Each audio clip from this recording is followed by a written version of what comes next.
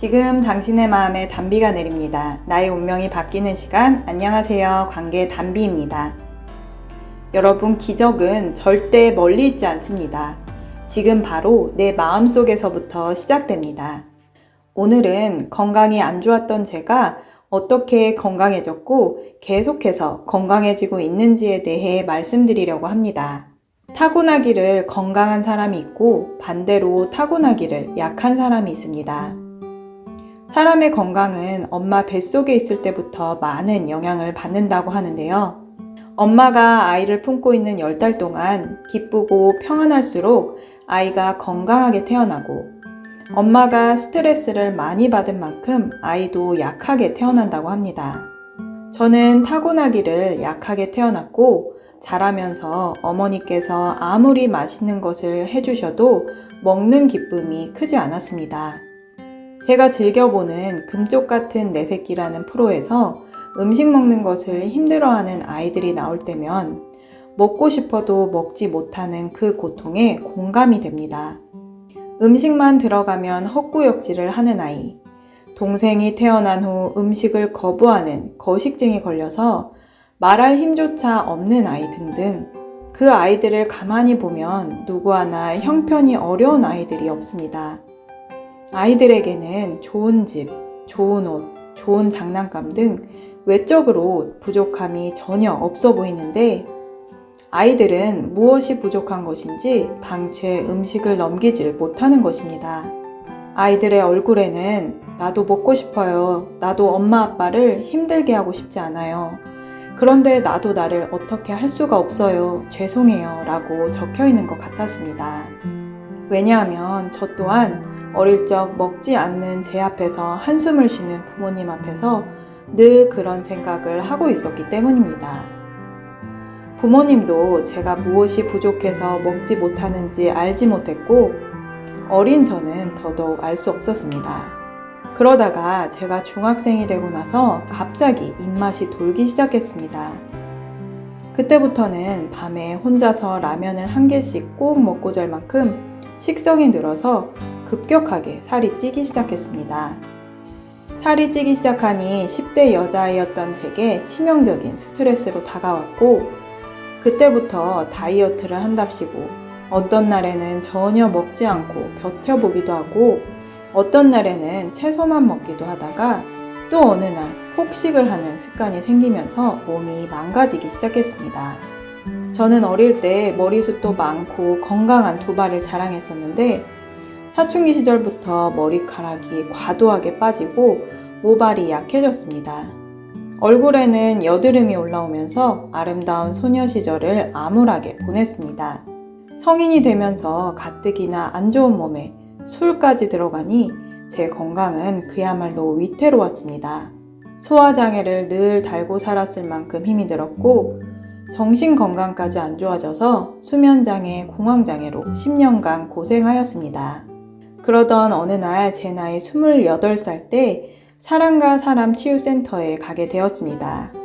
저는 무엇을 믿거나 치유를 받으려고 간 것은 전혀 아니었고, 당시 남자친구였던 남편이 다니는 교회에서 사랑과 사람 치유 세미나를 한다고 초대를 해서 인사를 할 겸 갔을 뿐이었습니다. 그런데 그곳에서 하나님의 강권적인 역사로 살아계신 하나님을 만나게 되었습니다. 사랑의 하나님을 만나자마자 하나님은 저의 만성, 소화장애, 수면장애, 공황장애를 고쳐주셨습니다. 이것만으로도 기적이라고 할 수 있지만 하나님은 저를 머리끝에서부터 발끝까지 고치시기를 원하셨습니다. 그래서 사랑의 은사자이신 사랑과 사람 치유센터 김용준 목사님을 제게 붙여주셨고, 하나님께서 저희 목사님께 특별히 주신 성경적 생활 습관에 대한 자세한 가르침을 받으면서 제 몸과 마음의 건강이 좋아지기 시작했습니다. 그 중에서 특별히 음식을 대하는 마음가짐 자체가 변화된 것이 제 건강에 가장 큰 도움이 되었습니다. 저는 음식을 마주할 때 먹고 싶은 것을 먹을 땐 기쁘고, 먹기 싫은 음식이 나오면 안 먹거나 다른 것을 먹고 지냈습니다. 그런데 사랑과 사람 치유센터에서는 먼저 어떤 음식이든 내게 주신 하나님께 감사드리고 이 음식이 내 앞에 오기까지 수고한 모든 사람들에게 진심으로 감사하고 축복으로 기도하는 법을 알려주셨습니다. 크리스천이라면 대부분이 하는 식전 기도이지만 사랑과 사람 치유센터에서는 음식을 대하는 자세의 변화를 이끌고 실제 삶의 변화가 일어나는 특별한 가르치는 방법이 있습니다. 그렇게 저는 매일 교회에 출석하여 기도를 마치고 점심을 먹으면서 식습관을 바꿔나가기 시작했습니다. 너무 먹기 싫은 음식이 나와도 하나님 음식을 주셔서 감사합니다 하면서 억지로라도 삼켰습니다. 그런데 놀랍게도 제가 하나님께 의지하고 감사로 먹으니 제 입맛이 점점 더 좋아졌습니다. 더 중요한 것은 입맛이 예전에는 인스턴트나 자극적인 음식에 끌렸다면 이제는 건강한 재료로 만든 음식, 제철 음식, 신토부리 음식에 끌리게 되는 것이었습니다. 그러면서 저희 가족은 이제는 외식을 잘 못하게 될 정도로 삼시세끼 집밥을 먹고 있습니다. 많은 주부들이 오늘은 뭐 해 먹어야 하는지 고민하고 한식은 다 거기서 거기라고 하며 먹을 것이 없다고 하지만 음식에 관심이 생기고 우리가 알고 있는 요리에 대한 편견을 내려놓는다면 한식은 정말 다양하게 요리할 수 있고 응용할 수 있습니다. 제가 음식에 관심이 커지면서 저는 우리나라의 한식이 얼마나 하나님께 큰 축복을 받았는지도 알게 되었습니다. 김치는 전 세계적으로 워낙 좋다고 잘 알려져 있습니다만 발효식품인 간장, 된장, 고추장, 장아찌 등도 하나님이 우리나라 선조들에게 주신 건강한 음식들입니다. 여러분은 쌀의 원산지가 우리나라임을 알고 계십니까? 지금까지 전 세계의 쌀의 원산지는 중국의 양쯔강 유역이라고 알려졌지만 최근 우리나라 청주에서 중국보다 몇천 년이나 앞서서 이미 쌀 농사를 하고 있었다는 증거가 발견되었습니다. 또한 대부분의 콩의 원산지도 우리나라입니다. 그래서 우리나라 쌀, 콩, 여러 채소, 과일들은 세계 최고 수준의 품질입니다. 많은 분들이 하나님이 우리나라에 주신 음식의 귀한 축복을 누리시기를 축복합니다. 그리고 최근에 저는 음식을 하는 주부로서 가장 중요한 정성에 대해 배워가고 있습니다. 예전에 저는 음식을 하는 것이 가족들을 먹여야 하는 의무이자 헌신이라고 생각했습니다. 그래서 요리를 하고 가족들에게 맛있다는 말을 듣지 못하면 수고를 인정해주지 않아 내심 서운하고 식사 준비를 하는 것이 귀찮기도 하였습니다. 그런데 어느 날 저희 목사님께서 음식을 통해 축복을 받는 법을 알려주셨습니다. 여자들은 대부분 음식을 할 때 맛있게 해서 본인도 같이 먹는다는 생각을 하지 못하고 가족들을 오직 자신이 먹인다고 생각하기에 음식에 대한 감사와 정성이 들어가지 않는다는 것입니다. 그런데 정말 그 음식이 가족의 입맛과 건강뿐 아니라 나의 입맛과 건강을 채워준다고 생각하면 자연히 음식을 만들 때 감사하고 정성을 다할 수 있다고 하셨습니다. 또한 현대인들은 음식을 하는 것은 좋아하면서도 치우는 것을 싫어하는 경우가 많은데 그 이유가 바로 음식을 내가 함께 먹는다고 생각하는 것이 아닌 내가 해준다고만 생각하기 때문이라고 하셨습니다. 그 말씀을 듣고 저는 그것이 바로 제 모습이었음을 알게 되었습니다. 밥을 할 때는 배가 고파서 열심히 하지만 다 먹고 나서 치울 때는 일단 귀찮고 힘들다는 생각이 들었던 것이 바로 그 때문이었습니다. 그렇게 음식을 대하는 마음 자세를 바꾸고 음식을 하니 감사가 더욱 넘치게 되었습니다. 가장 먼저 남편이 이 음식 재료를 사기 위해 매일 수고하는 것에 진심으로 감사하게 되었습니다. 진심으로 감사하는 마음이 생기니 예전에는 아이들 입맛에 우리 부부가 맞춰서 먹었지만 이제는 남편과 제가 먹을 음식, 아이들의 음식을 따로 해서 모두가 밥상에서 행복할 수 있도록 요리를 할 수 있게 되었습니다. 그렇게 음식하는 것이 점점 좋아졌고 하나님의 은혜로 주변에서 저희 집에 식재료나 먹을 것들을 많이 가져다 주고 있습니다. 또 하나님은 우리 아이의 친구를 통해서도 음식의 정성에 대해 배우게 하셨습니다. 저희 셋째 아이와 같은 어린이집에 다니는 친구가 있었습니다. 처음에 봤을 때는 저희 아이보다 한참 작았습니다. 그런데 방학이 지나고 오랜만에 그 아이를 보았는데 아이가 어느새 살이 통통하게 오르고 키가 몰라보게 자란 것입니다.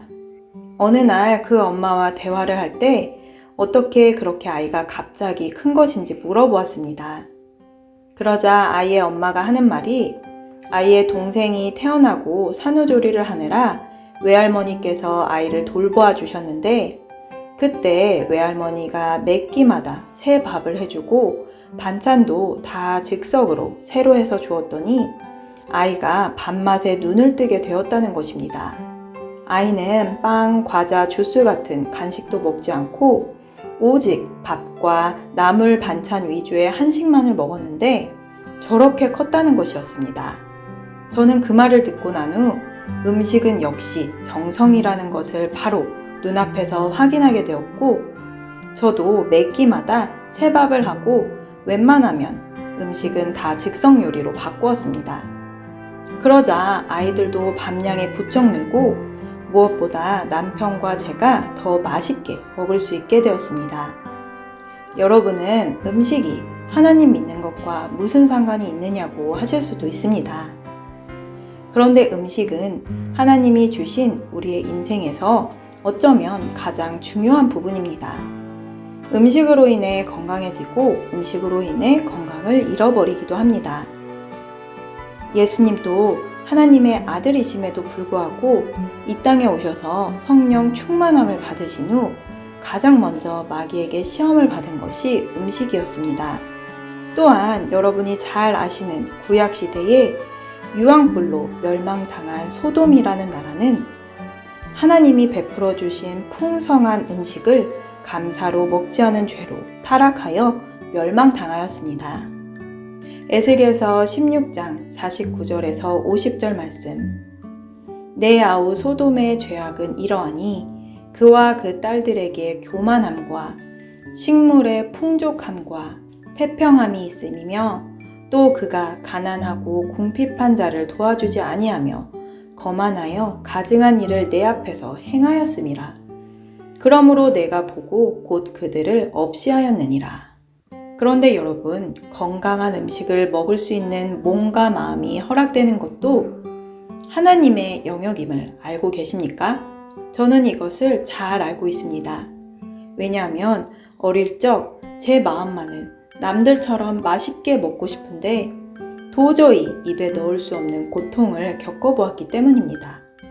반대로 어떤 사람들은 적당히 먹고 싶은데 도저히 식탐을 조절할 수 없어 비만과 각종 성인병으로 고통받습니다.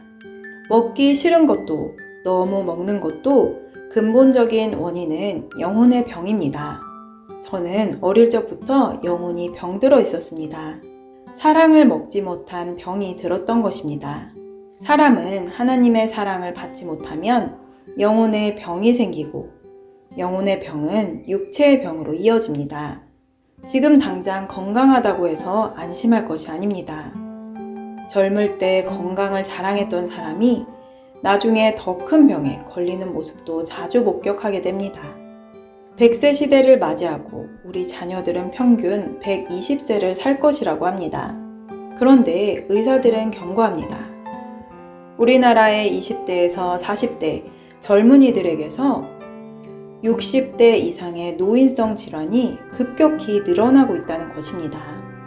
나이는 젊은데 노화 속도는 빠르고 수명만 늘어난다면 움직이고 일할 수 있는 생애보다 병석에서 지내야 하는 생애가 훨씬 더 길어질 수 있다는 것입니다. 너무나 무서운 경고입니다. 우리가 진정 건강하게 오래 살고 싶다면 식습관과 생활습관이 건강해져야 합니다. 그런데 식습관과 생활습관은 우리의 의지와 노력으로 바꾸는 것은 한계가 있습니다. 건강한 음식을 잘 챙겨 먹는 사람일지라도 스트레스를 해소하지 못해서 남자들은 술, 담배로, 여자들은 끼니를 거르거나 달고 짠 음식들을 많이 먹어서 잘 쌓아놓은 건강탑이 무너집니다. 또 정보의 홍수로 건강에 대한 정보는 넘쳐나지만 의사마다 전문가들마다 의견도 다르고 시간이 흐르면 원래 알던 건강 정보가 바뀌는 것도 자주 보게 됩니다. 이 모든 것을 모두 잘 챙겨서 건강 식단을 먹는다 할지라도 음식을 먹을 때 진심으로 나오는 감사와 기쁨이 없고 불편하고 기분 나쁜 상태로 음식을 먹게 되면 아무리 좋은 음식을 먹어도 우리 몸에 유익이 되지 않습니다. 그래서 우리가 건강하기 위해서는 무엇보다 먼저 내 영혼이 건강한 사랑으로 채워져야 합니다. 우리가 먹어야 할 영혼의 음식은 오직 사랑입니다. 앞서 제가 어릴 때 음식 먹는 것을 그토록 싫어했던 이유는 바로 제 안에 사랑이 없었기 때문입니다. 금쪽 같은 내 새끼에 나오는 아이들도 모두 마찬가지입니다. 부모가 저렇게 TV에 공개적으로 자신의 허물을 보여주면서까지 아이를 고치고 싶어 하는데 저것은 사랑이 아니면 무엇이냐고 할 수도 있습니다. 사랑에는 두 가지 종류가 있습니다. 첫 번째 사랑은 분명 사랑하는데 세월이 갈수록 상처투성이가 되어서 너무 아픈 사랑입니다.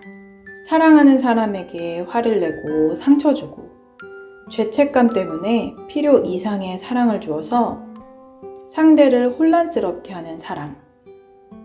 우리 부모들이 흔히 자식들에게 하는 사랑입니다.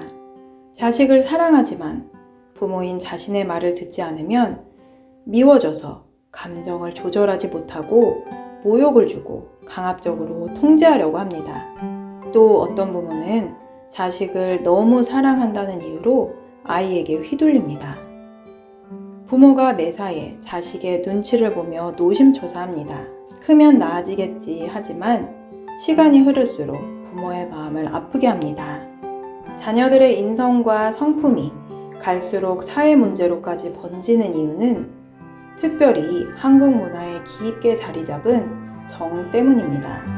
한국 문화의 정적인 사랑은 자녀에게 인간으로서의 도리를 단호하게 가르치지 못하게 하고 사랑을 주었다, 상처를 주었다 반복하며 그 아픈 사랑을 또 되물림하게 만듭니다. 저도 이런 사랑을 받고 살았습니다. 어릴 때 저희 부모님은 저를 어떻게 해서든 먹이기 위해 매 끼마다 정성을 쏟아 차려주시고 때가 되면 보약도 지어주셨습니다. 그런데 막상 제 입맛이 좋아지면서부터는 반대로 음식을 잘 해주지 않으셨습니다. 맞벌이를 하며 바쁘시기도 했고 무엇보다 어머니는 음식을 하는 것에 지쳐 보이셨습니다.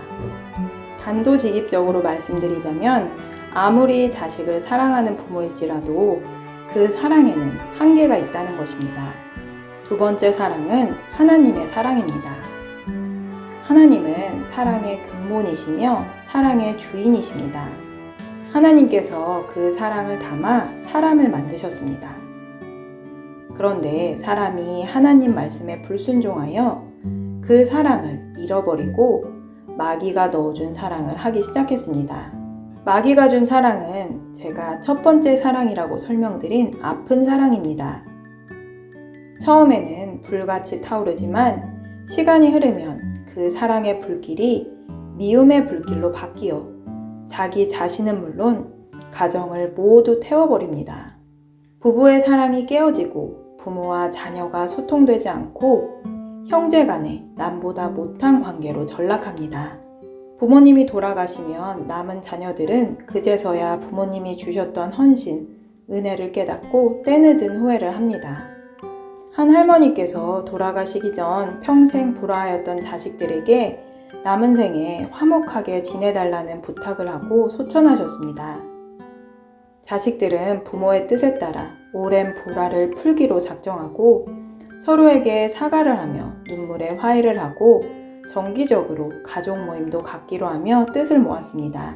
그런데 불과 1년도 지나지 않아 형제들 간에 다시 불화가 생겼고 지금은 1년에 한 번 볼까 말까한 관계로 살아가고 있습니다. 마귀가 사람 속에 넣어준 가짜 사랑은 내 영혼을 파괴하고 육체를 파괴합니다. 그러나 하나님의 사랑을 받으면 죽은 것만 같았던 내 영혼이 소생하고 육체에 생기가 돌며 건강해집니다. 하나님께서 주신 사랑을 잃어버린 우리를 위해 이 땅에 하나님의 아들 예수 그리스도를 보내주셨습니다. 예수님이 나의 사랑을 회복하시기 위해 자신의 피와 살, 생명 전부를 십자가에 내어주신 그 사랑을 믿음으로 사람은 예수님과 함께 사랑으로 부활하는 것입니다. 고린도후서 5장 17절 말씀. 그런즉 누구든지 그리스도 안에 있으면 새로운 피조물이라. 이전 것은 지나갔으니 보라 새 것이 되었도다. 예수 그리스도의 사랑을 받아 새 생명으로 거듭나시기를 축복합니다. 예수님의 사랑만이 사람의 건강을 온전히 회복할 수 있습니다. 하나님은 생사화복, 우리의 건강의 주인이십니다. 저희 사랑과 사람 치유센터에서는 예수님의 부활의 생명을 받은 한 사람의 건강한 몸과 마음의 변화로 가정의 변화를 이끄는 길로 인도하여 드립니다. 내가 건강해야 가족을 건강하게 만들 수 있습니다.